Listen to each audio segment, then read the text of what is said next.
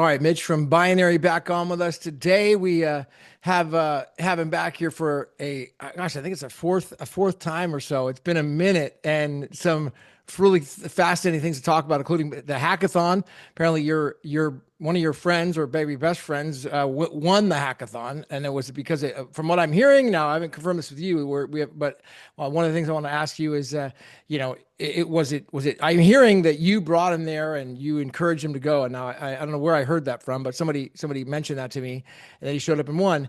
And then also, you just got back from New Zealand. You've got your stuff that you're doing with Metawatt, Binary, Grid on the Edge report, and there's some new things that's happening right now on the grids, with the grid stuff. I mean, there was a major power grid problem in Europe this week, and apparently that this is all something that you believe that can be solved through a peer-to-peer network, Bitcoin. So, how you been, Mitch? Good to see you.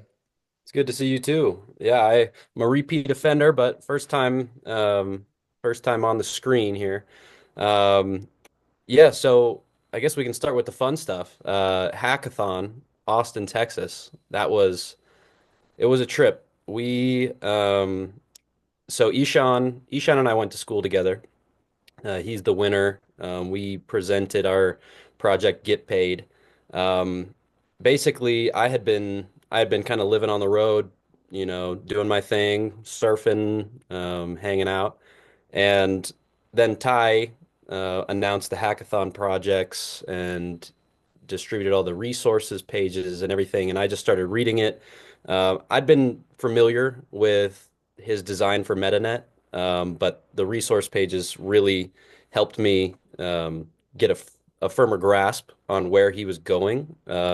Also, his tool set is just very impressive. It makes development significantly easier. And so once I saw that, I realized that, we were going to have the opportunity to not only compete with Metawatt, um, I'd already been working on that myself, but I wanted to get more people involved. So I drove to Ishan's house 2 weeks before the hackathon. Showed up unannounced. I knocked on his door and I said, "We're working on this every day until the hackathon, and we're going to go compete and we're going to win."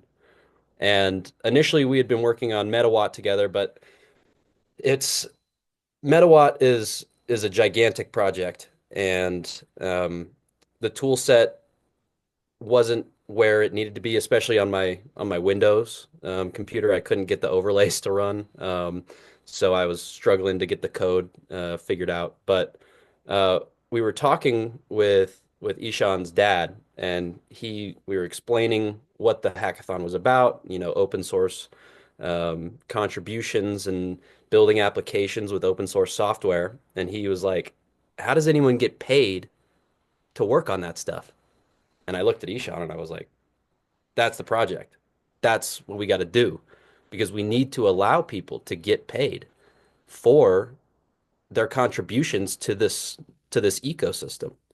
And so I helped Ishan, figure out the architecture as far as what was needed, where the overlays were needed, and how it might operate. And then I just let him go. And I worked on Metawatt myself, and he worked on Get Paid. Um, and and we just, you know, left it all on the table, put it all on red, and we came out on top. And we got a little slack from calling it Get Paid, but the reality is this is brand new stuff. No one's ever built this on BSV. No one's ever built it with overlays. No one's ever built it with the ability to instantly scale to 15,000 transactions per second on SV node, let alone Terra node when it shows up. And so for anyone who thought that we just copied and pasted it, I can tell you that we worked on this thing for 2 weeks straight, no sleep, constantly. We got to the hackathon, and I was so impressed with Ishan's work ethic, and I think that Ty was too, and that's ultimately what got him the win is because Ishan was really, putting in the work to use the tools that were in the rules, right? You got to use the tools that Babbage put out, and a lot of projects did. everyone was trying to use the Metanet desktop, everyone was trying to use overlays, but ultimately Ishan was able to implement, um, a large majority of the tools, if not all of them, in the single project of Get Paid. And he came out on top, and we're still working on it now. It's slow and steady progress. Ishan's never worked on any blockchain before, so this is all new to him. He's never written in TypeScript. It's all new to him. He's never written smart contracts. So, you know, Babbage, put their faith in us, and we're going to deliver. Wow. So it sounds like your friend Ishan, you guys had gone to school together, and you encouraged him to go, and he's not a blockchain guy at all. So he's just a regular software guy, computer science guy, and he Yeah, understands software. And it sounds like you were a part of the project. You were actually on the team that won. So it sounds like as well. So you guys, jointly, I mean, he was the head guy, but I guess the leader, he was the main. he was working on it by himself. What Oh, it we was all him. It was all him. We obviously formulated the idea together, and I helped him with some of the architecture, but he put this thing together and he did the work. I competed on my own with Metawatt, and we ultimately couldn't get the entire tool set that we wanted into place for competition. We still presented, and it went well. I was happy with where we got to, but ultimately, yeah, Um, Ishan now is the CTO of Binary. So we are working together on all of these projects, and we will in the future. But that Get Paid project was all him. Wow. He locked Yeah. in and got Let, it done. let me address I guess the FUD that people put out there about like, oh, using something on Ethereum. First of all, Ethereum has been very, very explicit about being permissionless and open. All right, so let me just put any sort of FUD to rest. Oh, you're not supposed to, dude, no, they've explicitly said we're permissionless, we're open. Anyone can use these tools, run with it, have a great time. There's no patents, there's no intellectual property that's protected. So that is a complete there you go, somebody who's complaining about oh, an idea that's unpatented is either way, good move, way to go. Even if it was an idea from someone else, that is an open project, take it and run with it, Yeah, fantastic. and just to clarify, we literally had no idea that that project existed on Ethereum, let alone the name. Obviously, the name is just obvious. Like it's not some crazy thing. We didn't copy it. It's just like that's the obvious choice for the name. Not only that, but the code for the Get Paid ETH repository doesn't even exist. So anyone that was mad at us for not Googling the name, and you Yeah. Google the name and instead we copied the code, you guys didn't even look to see if Yeah. the code exists. All right, so It's that'll not put even to there. rest all the people that contacted me and said, "Oh, looks like Ethereum guys took over BSV Hackathon. They took it all. They took the money and ran with it, and they're gone." That's it. I mean, If you go to that site, that code repo for Ethereum Get Paid doesn't even exist. Not only that, it would be completely useless in our implementation. We literally couldn't have used anything that they provided if it existed. This whole thing is brand new. And because we implemented so many of the new Metanet tools, we got the win. And that's what Ty was investing in. so Ty And I wanted commend him everyone to for use the going all out. Babbage tool set, and that's what Ishan did, apparently, right? That was part of the rules. You had to use these tools and stay strictly in that network on what Babbage is doing. He was able Exactly. to follow the instructions exactly to stay within the rules. So is that what helped? One of the things that helped them win, and other people maybe they went out and didn't follow the rules as well, or were there a There how, were there were some projects weren't able to get the rules to work. And wow. some of those guys, or the tools rather, not the rules. And some of those guys had great use cases, but ultimately, Metanet desktop wasn't working for their particular use case, or their project was just so massive. That didn't exclude them from prizes. In fact, the Bolt protocol, which is a really innovative token protocol that was presented, I don't think that he ultimately got the output baskets to work on the Metanet desktop client, but it was still, hugely innovative, and Ty rewarded him. So it was really just a time for everyone to come together and just, put their work out there in the public domain, and and try to move this space forward. If you could use the tools, that's great. Ultimately, Ishan was able to use all of the tools in Get Paid, and we're going to be able to use those to scale it. Wow, so that's I understand now better. This is really helpful. So basically, what I understand is that, Babbage put out these tools and the rules saying, here, use these. If you use these tools under these rules, you qualify potentially as a winner. And, that's like kind of the rule. You got to have rules to win the prize, right? So he was able to master that, get it to work, and then roll out this product with Get Paid. Now, what is it? Is there going to be a business like a company or something that people will actually use in the market? I guess to use this product. Yeah, we're working on taking that product live. There's a lot of edge cases associated with this sort of thing. So we're going to have to do some more development on making sure that developers are protected, from copy and paste attacks and different things. So it's not foolproof yet, but we're going to get there and ultimately have a product and a platform that anyone can use. Ideally, we'd like to integrate it with money as well, so that you can send US dollar payments rather than just BSV and open up that ecosystem. But the infrastructure and the back end will all basically be the same. Mm, nice. Yeah, sounds like what was it? Uh, Darren Weller. He was really excited about it.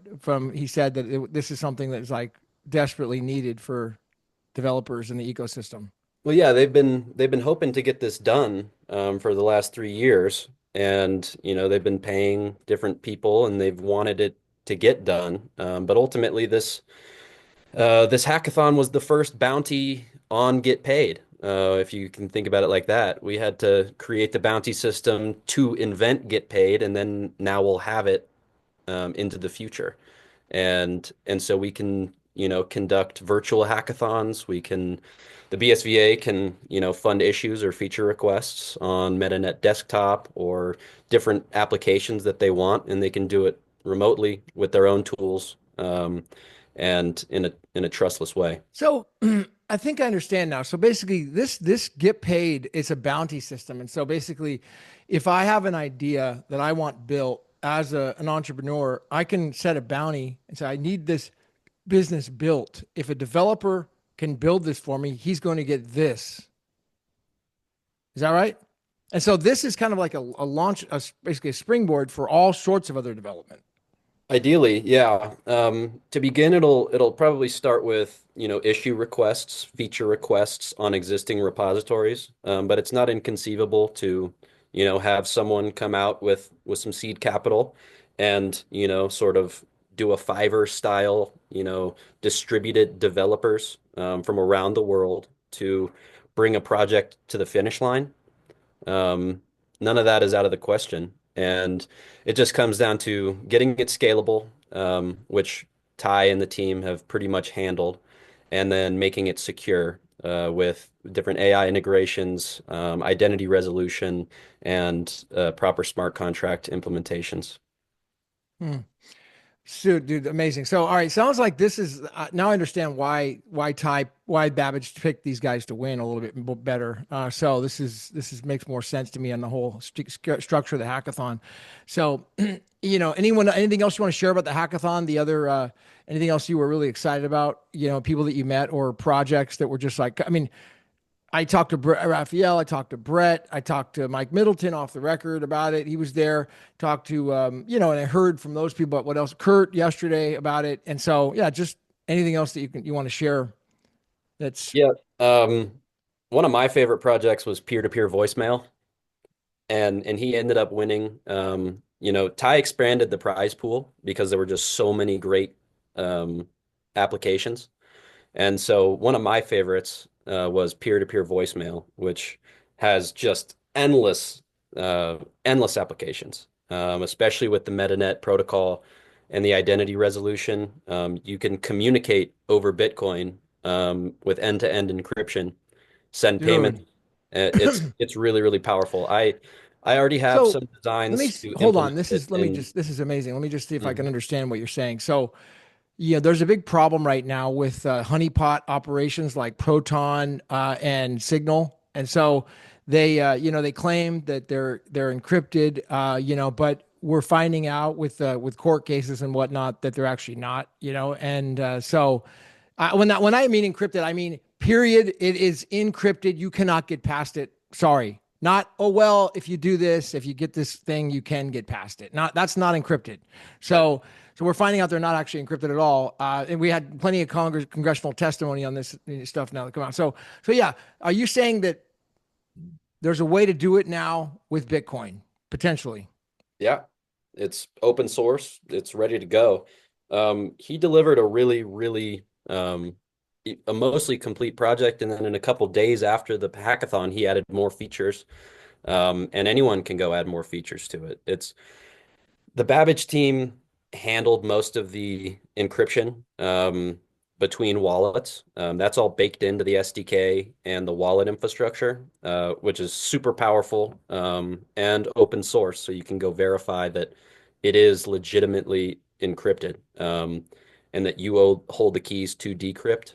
And that's what peer-to-peer voicemail uses, and it's a very powerful primitive. So we could potentially build a whole signal application on Bitcoin in the same way that's powered by microtransactions with payment rails and money infrastructure and everything like that. So, But we actually know that it's truly peer to peer and truly encrypted, and we're not relying on some honeypot that says it is. Yeah, well, I believe that the way it works is that there's a message box between the two peers right now. But it can't decrypt anything because the peers have the keys to decrypt the actual communication. But the message box is just a a third party that it's a competitive system as well because it's all open source. So anyone can spin up a message box for the peer-to-peer voicemail system. And so if one goes down, you can just send it to the next one and they'll route it. And there could be, 100 of them. And so that makes it really resilient, which is, where we're going with our future, with the rest of this conversation is the reason this infrastructure is important is because it's resilient. It's resilient because it's competitive. There is potential for hundreds of service providers on the same protocol. That allows for specialization, that allows for distribution, and ultimately network and protocol resilience so that users can know that something is going to get routed because if one provider goes down, there's another one that's willing to do the work and get paid. That's what microtransactions allow. Anyone can plug in and get paid immediately for their services. Yeah, I mean, Bitcoin is such an underdog. It's such an underdog in all this whole thing. Well, it's still thought of as the massive. They call it Bitcoin on the BTC side, but I mean that's really it's not representing it all the fundamentals of Bitcoin. But the true what they call Bitcoin, the standard version, the underlying version, it's a truly true underdog on all this stuff, man. And it's amazing to even think that we know about it. You're out there at the hackathon and now you're building with this Metanet and this grid on the edge. I mean, it's only a matter of time. I'm telling you, like before people, not just people, like enterprises. I mean, we got the Terra Node thing coming out and enterprises and people start saying, oh my gosh, this can do what? I mean, this is desperately needed in like military grade encryption right now. Desperately. Yeah. Um, it's needed, you know, I mean, so if it can be rolled out that way, it could be huge. All right, so go and help me out with this grid, with the grid on the edge, because there's some problems with the grid right now, and it looks like in Europe some of the grid went down, and they had massive power outages. They're saying that it was some sort of a cyber attack potentially. Josh Reed, who I had on my show a couple of days ago, he's now convinced that he's got plenty of evidence that it wasn't just some accident. This is a message. This is a cyber attack. This is intentional, and it's designed to show the U.S. that Donald Trump, hey, you're going too far. That's the message that Josh Reed is saying that he believes it. And so, anyways, I want to know your opinion about how this can be dealt with. Because it sounds like you're one of the few people that has the knowledge and potentially the vision to fix this problem. Yeah, it's like I said, it's a resilience problem because the grid is not distributed enough. There's also the the critical components are the high voltage transformers that allow power to be distributed or transmitted across long distances.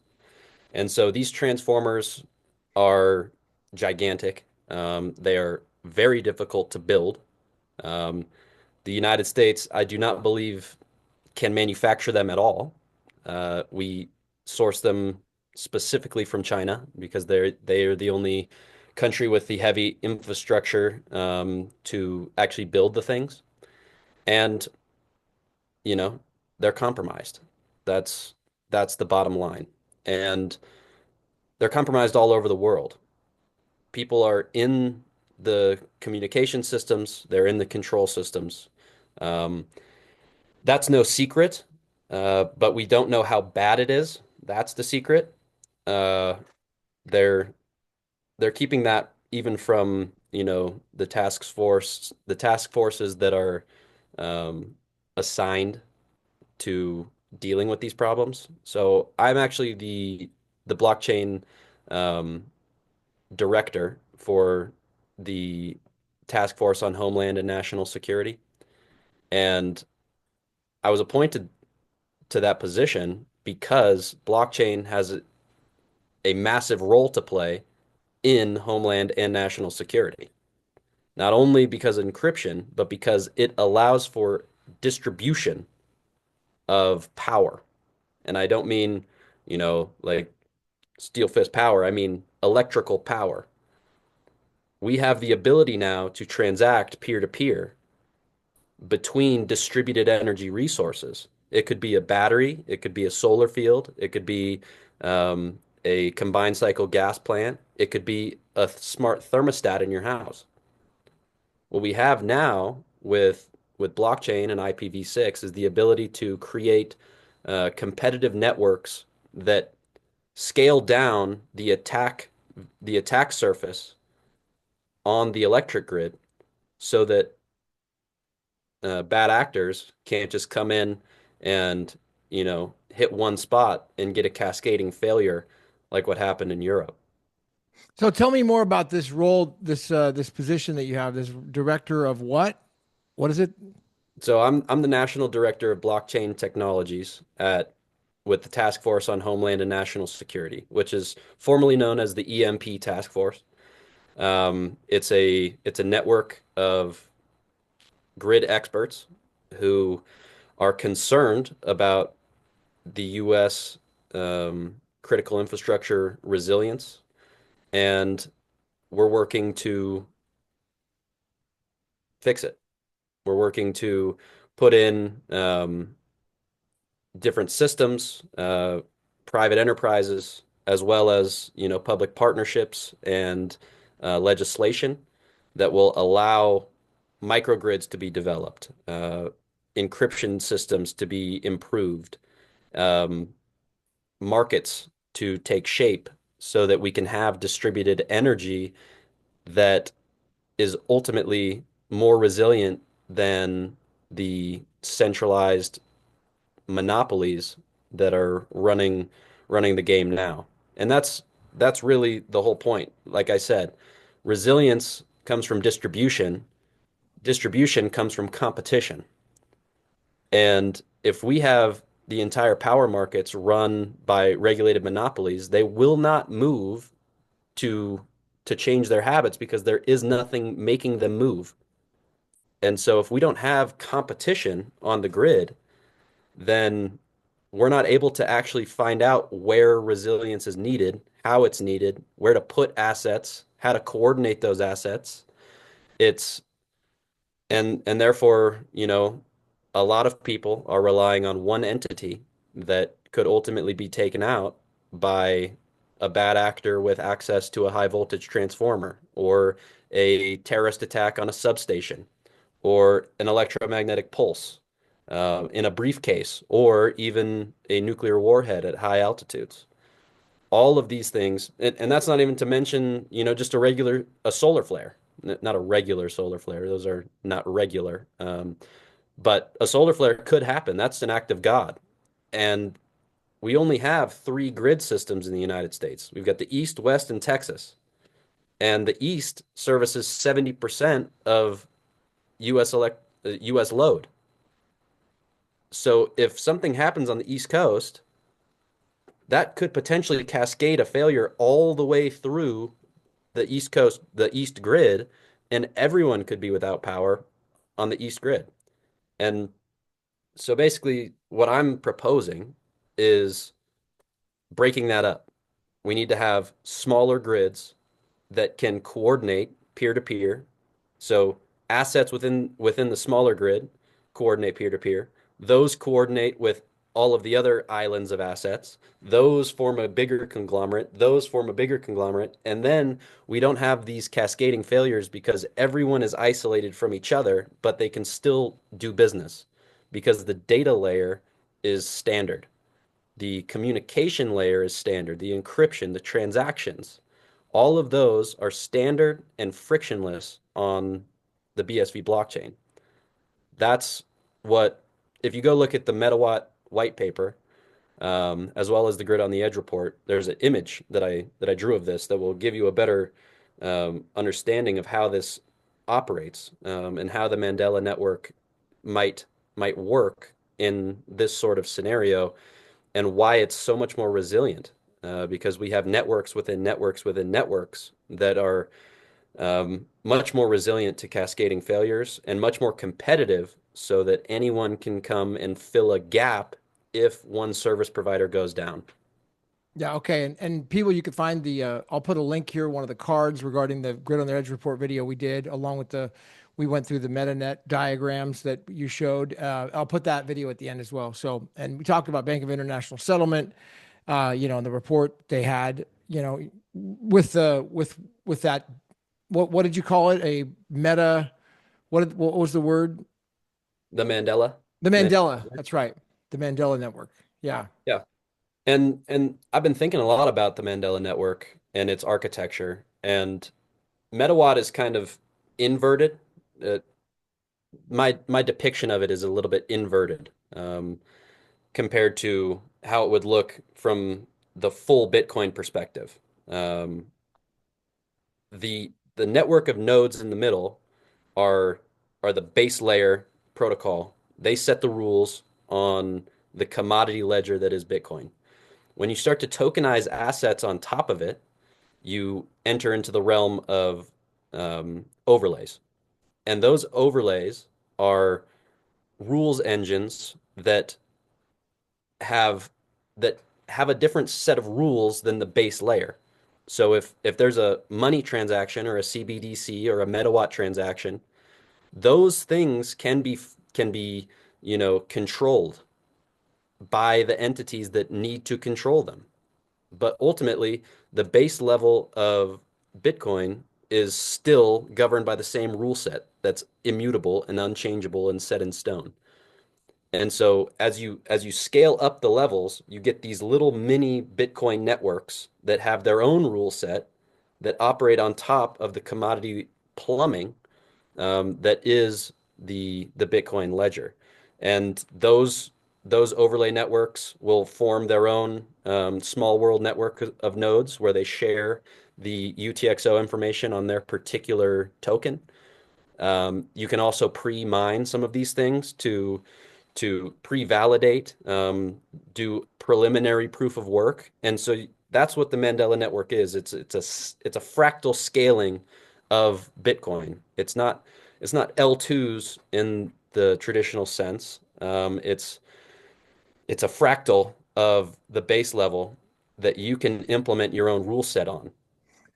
So let me ask you, I want to go back. I want to go back in a second to the stuff about your director role, but before we do that, yesterday I had Kurt on Monday, and he was going to have a gentleman by the name of Paul Stork on his show on Tuesday, and he ended up having him there, and they talked about I guess it's called layer twos, and how this new protocol could make a great layer two on BTC that he's been lobbying for many years. So what would you have to say in response to Paul Stork and Kurt's real technical discussion. If you heard any of it last night, or if you know anything about it, what would you like to? I listened to a little bit of it. It seems like Paul's a BSVer. He just doesn't want to admit it or something. I tried to stay out of that kind of that kind of thing just because we already have the scalable layer one. Everything scales off of it.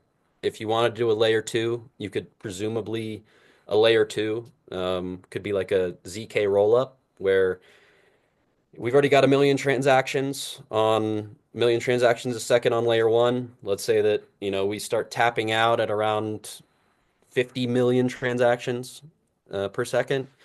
If that's actually the case, I don't think it is. I don't really know if it has a scaling ceiling. I don't think it does. That's what Satoshi said. But let's say that we start getting close to it. A layer two could presumably be a a roll up where you're taking overlay transactions and you're rolling them up into one zero knowledge proof and then sending that down to the layer one node network to be validated. That could scale things to billions of transactions per second, hundreds of billions, trillions.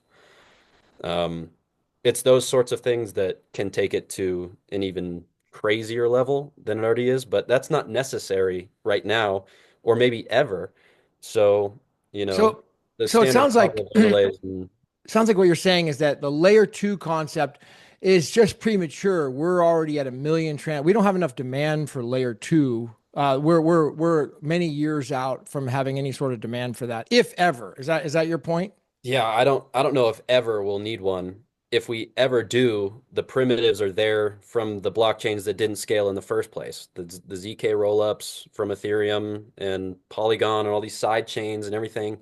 Those could all be implemented on top of Bitcoin to scale this thing to trillions of transactions per second. But like, do we need that? No.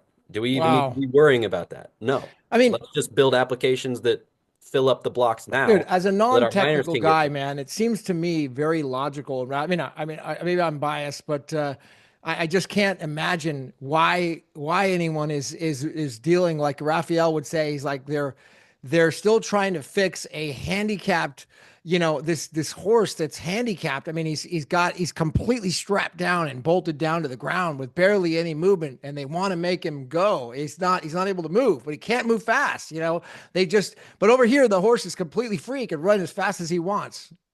And for some reason, there's this long-term transition. Why people don't see that yet? I mean, I don't get it. I What's I don't really get it either. Ishan and I have been laughing together where it's just like no one knows this stuff. It's like, why does no one know this stuff? Yeah. Why is no So one using So Metanet? Ishan's probably a good example, right? He's coming from the software world. He didn't know this stuff. No, he wasn't already on Ethereum. He wasn't, you're saying. He didn't know about Ethereum. None of that stuff you're saying, right? Nope, No. nothing. So he just came over and you just said, just trust me. You got to trust me. And once he came in person, he's like, oh man, this stuff works. It works. That's all that matters. Does it work? I've tried to develop on every blockchain there is, and I was like, oh, this doesn't work.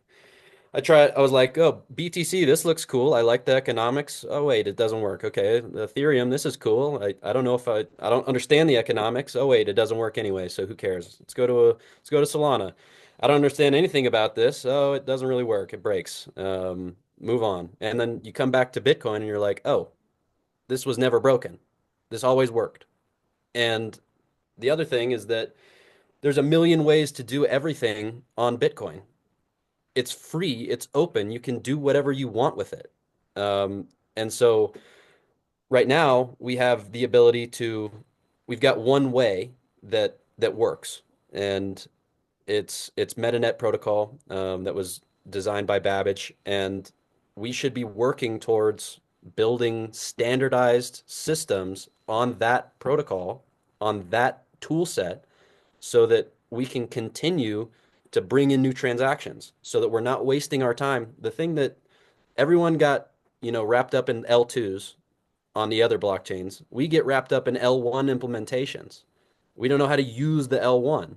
And so we keep making new protocols and keep making new things that do the same thing rather than dialing in on exactly one way that was going to scale and is going to work for a long time that everyone can use, and then optimizing it so that new developers can use it.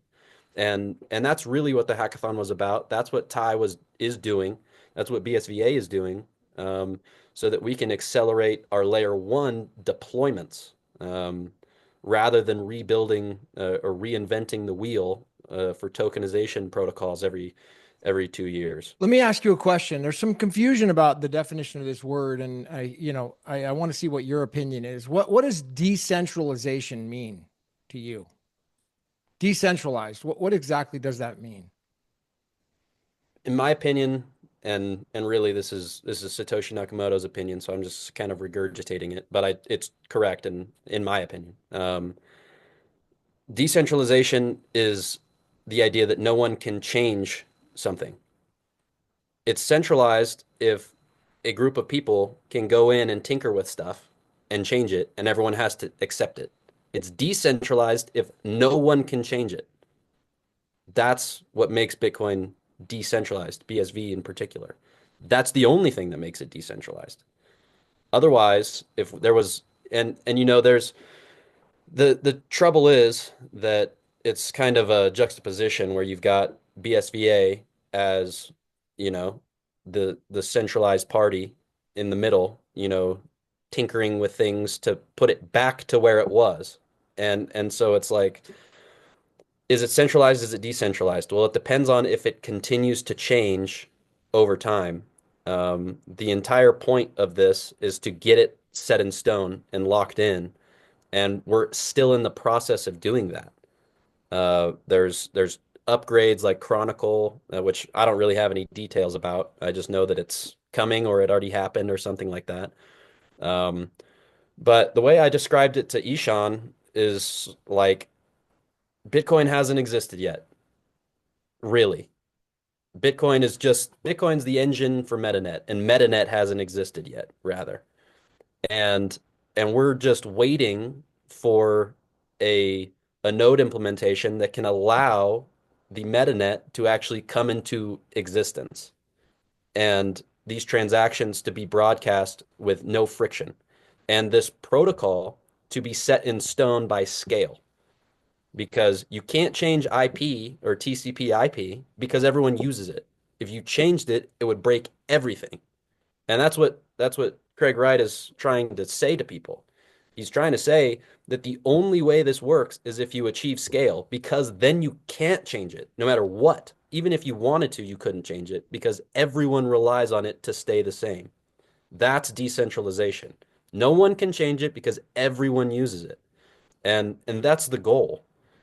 We're just not quite there yet, but we're well on our way. We're starting to get these MetaNet applications built so that we can achieve the scale that's necessary for the miners to continue making money, stay in business, keep enforcing the rules, and then over time it will achieve its true decentralization, which is at full scale, where no one can change it because everyone relies on it. Hmm. And just to rebut just a moment here, because you mentioned that the BSVA having like a centralized party. I think the people who don't understand the law, they may have that kind of a improper belief, because they just they've never been into law school or really fundamentally done this. So I'll just quickly just explain how that works. I mean, to think that let's say that BSVA is centralized, so their only duty is to follow the law. So the law being that if a judge from a lawful court issues an order saying something's got to happen, then they're going to help make sure that's followed. So same thing with any exchange right now. If a court order from a judge in California came down and told Coinbase they need to do this, they're probably going to have to do it. I would imagine they're going to do it, or they're going to be in contempt of that court. So it's the same thing, but BSVA is just that they're the party to make sure that, hey, the messages go out to the miners and the nodes to say, look, we have something from a lawful court. This is the law. This needs to be followed. Hmm. And that's really, the way I would understand their mediation or arbitration, judicial process. Is it's not just, oh, Willie, they're going to do whatever they want. No, that if there's due process and you go to court with another guy and you win and the judge says this needs to happen, boom, they're going to help implement it. That's called, reality, dude. That's the world we live in, and we're going to keep living in that. That's what makes this work, is because we got to have laws and orders to have what's called, we have no rights if we have no remedy. Right. So we have no remedy to do that, then you have no rights. All right. So we have to have a process. That's what makes it work. Yeah, and I've been studying that side of the ledger as well. And it seems like everyone went the full anarchist route for privacy, when in reality, Bitcoin was already private. And you have your rights if you establish them yourself. And you have to know the law. If you don't claim your own rights, no one's just going to give them to you. You were born with them. You got to know that you have them. And Bitcoin is just another technology that ultimately facilitates a faster commerce, but you got to know what your rights are in commerce. If that's the game you're playing, then you have to know How, what piece so you're doing. can you explain how does Bitcoin enable privacy? Like where it's really not, I mean, I could give an example. Obviously, like Satoshi is completely private. They still can't figure out who the guy is, and they said that they know that one guy, according to that corrupt judge Mudd, is not him. But other than that, anybody else could be him, right? And he's hiding there behind all those coins. So what makes it private? Well, your identity is firewalled from the network. Um, And if you're using brand new public keys, like Babbage systems do, then no one knows it. You're going to have to sort through hundreds of millions of transactions to just find out where that transaction was, and then you don't even know who it belonged to in the first place. So, as far as privacy goes, that's pretty darn private. The other thing about privacy is that it's compliant. This isn't some anarchist system where there's no account of anything. No, there's an immutable account of everything, but it's private. It's compliant. You can take it to court and show it if you needed to. It's a record of what happened. And so you have to be operating in the private. And so we've discussed this a little bit, and this is part of a product that I'm going to be building in the future. Uh, the ability to conduct business in the private is a right that you have. And most people look at the monopoly board and they choose the Public. pieces and they choose the public entities. But you don't Yeah. have to do that. The Well, you private could do entities, both. you can do both, of course. But the private entities are obscured because they're powerful and it gives you advantages on that monopoly board. And what I'm Only thing is suggesting. that nobody knows how to do that, Mitch. That's the problem. Exactly. Yeah. And so what I'm suggesting is that we can build They keep systems Yeah, they that keep that information off the record. It's private for reasons. Need to know. absolutely, and it needs to stay private. And when you conduct business in the private, it needs to stay private. And what I'm suggesting is that we have a tool that allows for immaculate bookkeeping and total privacy. And that is a powerful thing when implemented correctly. So I'm working on that on the side, and it's going to take time, but we have private money and we have a private database. We've got the right to privacy, and we just need to figure out how to come together and use it. Wow. Yeah, man, this is amazing. I mean, it really is spectacular when you start to understand that. I mean, so all right, take me back here. It sounds like you made an announcement. You're the director of one of the Homeland Security offices now. That's in the federal. Is that right? No, It's a division of Homeland Security, it's not a division. It's a task force of a task retired. force. It's a task force, mostly retired intelligence guys, military guys, grid experts. It's just a network of people who are working towards building resilient infrastructure, and they've been they've been supportive of me and my ideas, and they've appointed me as the director of blockchain technologies on that task force. Um, and and it really comes down to implementing, Metawatt is my task. Metawatt is my task, and building infrastructure that allows for decentralized markets, distributed markets, and uh, coordination of distributed energy resources so that individual homeowners can take back their power and operate in commerce frictionlessly. Hmm. Nice. That's a big deal, man. It sounds like a big role, and yeah, have some influence there to possibly get in some legislation. I mean, do you have any comments on any sort of legislation that may be coming out or that's in process right now? I don't.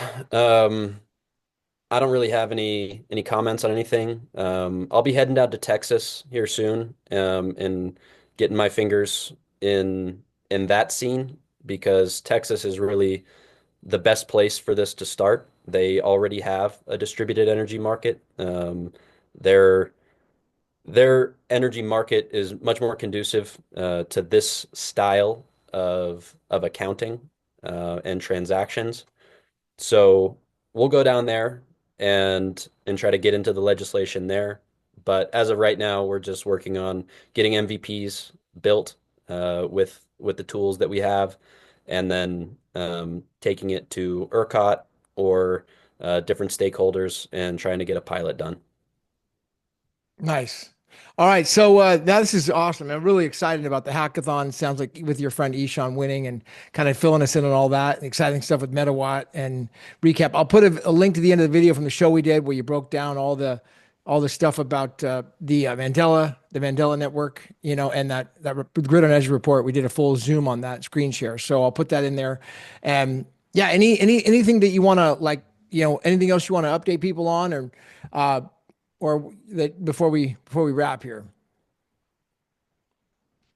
Anything you're excited about that really like? I know you got a call about. It sounds like you made a call to action. Like, hey, we need to use these Babbage tools, right? We have a tool set now. We have a tool set that can scale, and we have to use it. There's Otherwise, we're not going to scale. The only reason that any of this will ever work is because we scaled, because it got into the plumbing, because it's standard. We can't change it. The only way that happens is through scale. And Hmm. if we're not using the tools that allow scale to happen, it will never happen.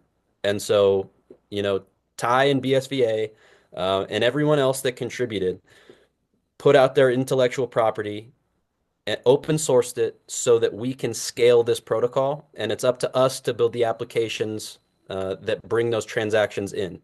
Terranode is going to take that to the next level. And, I think we're going to see major institutions, major companies, major projects coming on and actually flourishing, which I know has been something that has eluded the BSV community for the longest time, and frankly, the Bitcoin space for the longest time. Uh, we've been waiting for a properly scaled node implementation. As far as I'm not a Bitcoin historian by any means, but in the beginning, when they were getting DDoSed, they were like, what do we do? Either we need to scale the node implementation so that our computer isn't going down every time we get a ton of transactions, or we need to put in a block size limit. Yeah. You know what And those just nodes? on that note, I did have some conversations with the CEO there at the Terranode and project or the Terranode company group. And I mean, literally, it's one of those things, like you said, that they're just ready to roll this Terranode thing out. And then it just really takes one large scale company, whether it's what was it? Not Amazon's company, the one of those they're working with. I mean, whoever else. It just to show that look, these guys are using the technology. It's working, and then they go to a seminar. I mean, he was sharing a story with me about how one of his old software clients, I don't know if it was Disney or something at a former company, and they said, all they did was just have them come up and share the story in front of all the others. And so there's no selling involved. Here's how it's working for us. Here's how much money we're making. Here's why we're Mhm. doing this. And then they're like, oh my gosh. Wow, Yeah. that's amazing. You know, How so much money they're saving too. yeah, It's gonna save a lot of people a lot of money. It's going to completely change the way that accounting is done. It's going to change the way businesses uh, are administered. It's going to change the way that commerce happens across the planet.